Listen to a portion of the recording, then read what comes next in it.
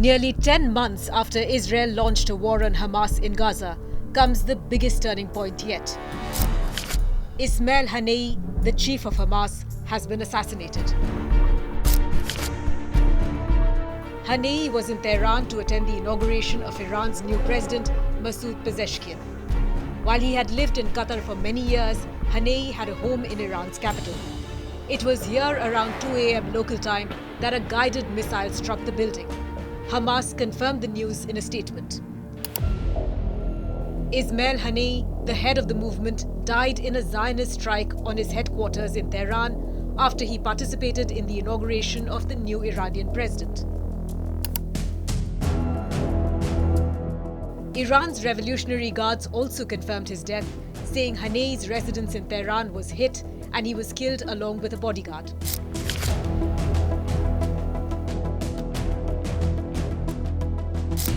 Hamas has accused Israel for Haniyeh's killing, calling it a grave escalation. Iran is investigating the assassination, but has also said that Haniyeh's blood will never be wasted.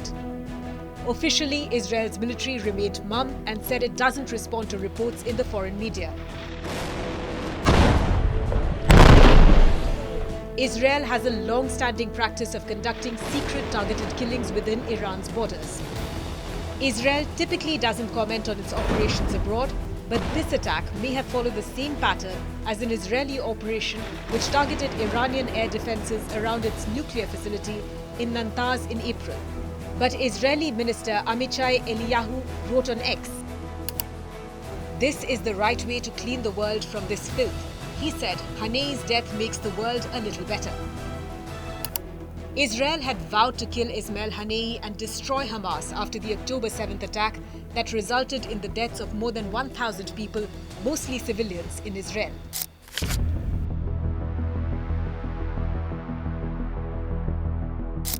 Haniyeh's killing came just hours after Israel carried out an attack in Beirut, hitting the base of the powerful Iranian-backed Lebanese militia Hezbollah.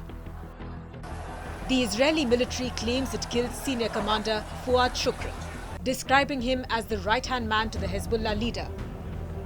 But Hezbollah has not yet confirmed it. Hezbollah has around 150,000 missiles and rockets, and it is unclear how the group will react.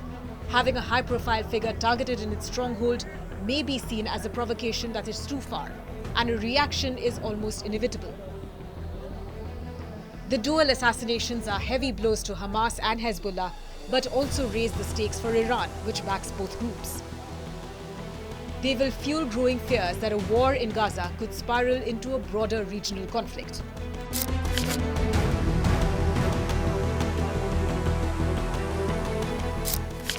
Born in a refugee camp in Gaza in 1963, Ismail Haniyeh was a key member of Hamas from its inception.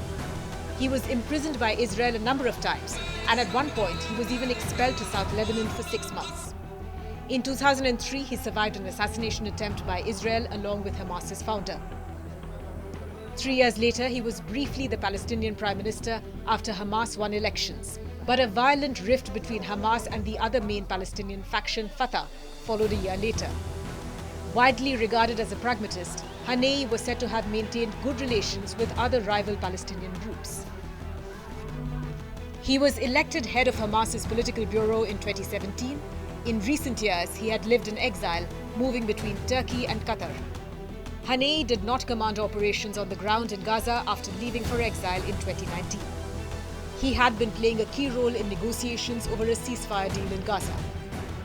3 of Haniyeh's sons were killed in an airstrike in April. His sister was also eliminated last month. But Haniyeh had repeatedly urged Palestinians to remain steadfast.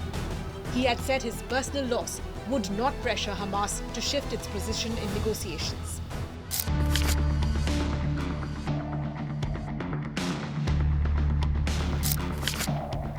While Hamas is reportedly in a state of shock over Ismail Haniyeh's assassination, Iran's supreme leader Ayatollah Ali Khamenei has declared that it is their duty to take revenge. In fact, Haniyeh's death underscores the significant role and activities of Iran's axis of resistance. This network, while comprising autonomous groups, still heavily relies on Iranian support for military training, funding, and strategic direction.